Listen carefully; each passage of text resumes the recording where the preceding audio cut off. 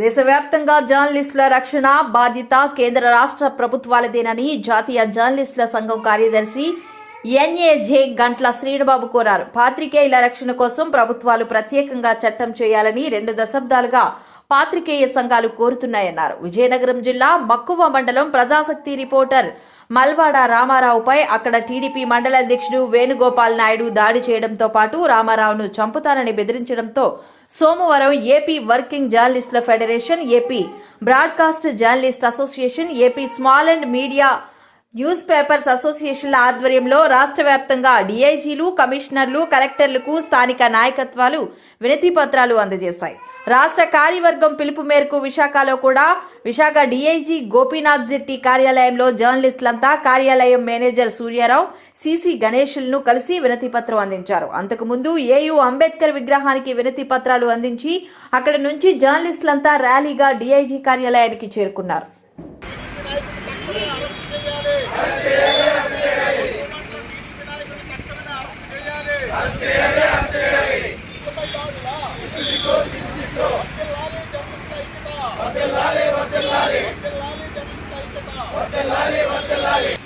నమస్కారం.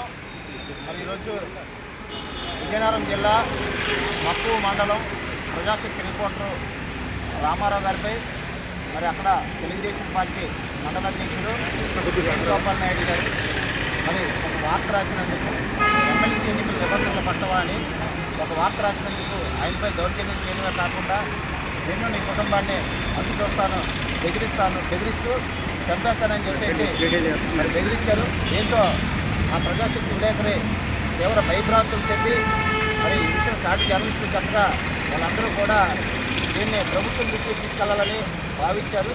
అందులో భాగంగానే ఈరోజు రాష్ట్ర వ్యాప్తంగా ఆంధ్రప్రదేశ్ వర్కింగ్ జర్నలిస్టుల ఫెడరేషన్, అలాగే బ్రాడ్కాస్ట్ జర్నలిస్ట్ అసోసియేషన్, అలాగే వివిధ యూనియన్ల సహకారంతో ఈరోజు రాష్ట్ర వ్యాప్తంగా ఉన్న అన్ని డిఐజీ కార్యాలయాలు, అలాగే జిల్లా కలెక్టర్ కార్యాలయాల్లో వినతి పత్రాలు ఇవ్వడం జరిగింది.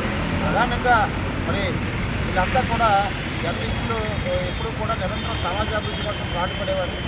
మరి జర్నలిస్టులను చంపేస్తాం, నరికేస్తాం అనేది అది ఎంతవరకు ఆలోచించుకోవాలి. కాబట్టి ఈ విషయాన్ని ప్రభుత్వం కూడా సీరియస్గా తీసుకొని అక్కడ మండల టీడీపీ అధ్యక్షుడు వేణుగోపాల్ నాయుడుపై చర్యలు తీసుకోవాలని డిమాండ్ చేస్తూ ఈరోజు మేము ఇక్కడ విశాఖపట్నంలో ఉన్న జర్నలిస్టులు అందరం కూడా డిఐజీ గోపీనాథ్ గారి జెట్టి కార్యాలయానికి వచ్చి మరి వినతి పత్రం సమర్పించడం జరిగింది.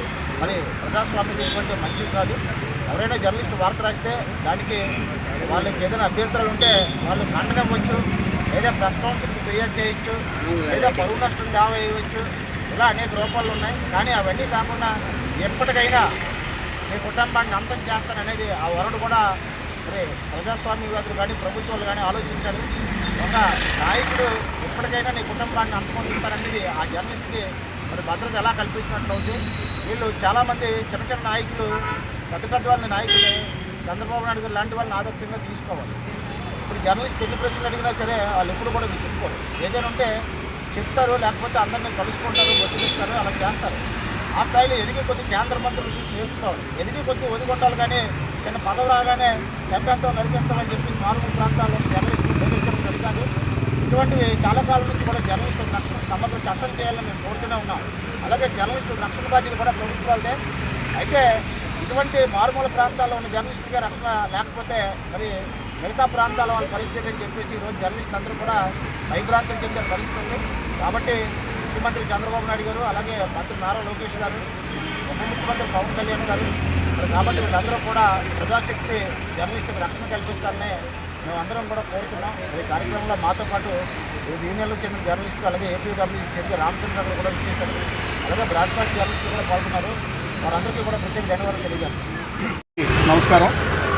నిన్నటి రోజున అంటే ఆదివారం విజయనగరం జిల్లా మక్కువ మండలం ప్రజాశక్తి విలేకరి రామారావు మీద అక్కడ స్థానిక టీడీపీ నాయకుడు వేణుగోపాల్ నాయుడు తీవ్రంగా దాడి చేసి దుర్భాషలాడి, అలాగే చంపేస్తాను, నీ కుటుంబానికి దూరం చేస్తానని చెప్పేసి వార్నింగ్ కూడా ఇవ్వడం జరిగింది.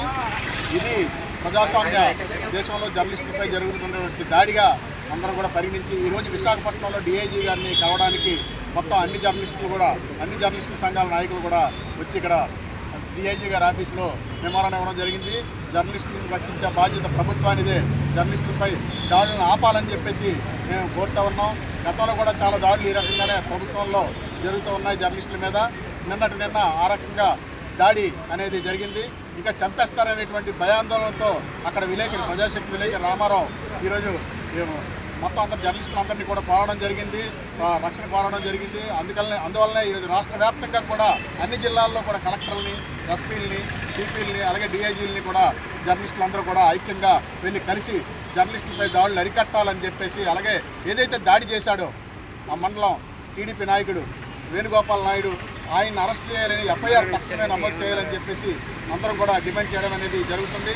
ఈరోజు ఈ కార్యక్రమంలో విశాఖపట్నంలో డిఐజీ కార్యాలయం వద్ద జరిగినటువంటి ఈ ధర్నా నిరసన మెమోరాండం ఇచ్చినటువంటి కార్యక్రమంలో పాల్గొన్నటువంటి జర్నలిస్టులందరూ కూడా ప్రజాశక్తి తరఫున ఏపీడబ్ల్యూజే తరఫున ప్రత్యేకంగా ధన్యవాదాలు తెలియజేసుకుంటున్నాం. జర్నలిస్టులను రక్షించాలని ప్రభుత్వాన్ని మరోసారి డిమాండ్ చేస్తున్నాం.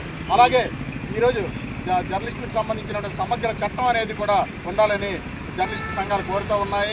వర్ధిల్లాలి జర్నలిస్టుల ఐక్యత, వర్ధిల్లాలి జర్నలిస్టుల ఐక్యత. విలేకరిపై దాడి చేసిన టీడీపీ నాయకుడిని అరెస్ట్ చేయాలి. వర్ధిల్లాలి జర్నలిస్టుల ఐక్యత. జర్నలిస్టుల రక్షణ బాధ్యత ప్రభుత్వానిదే.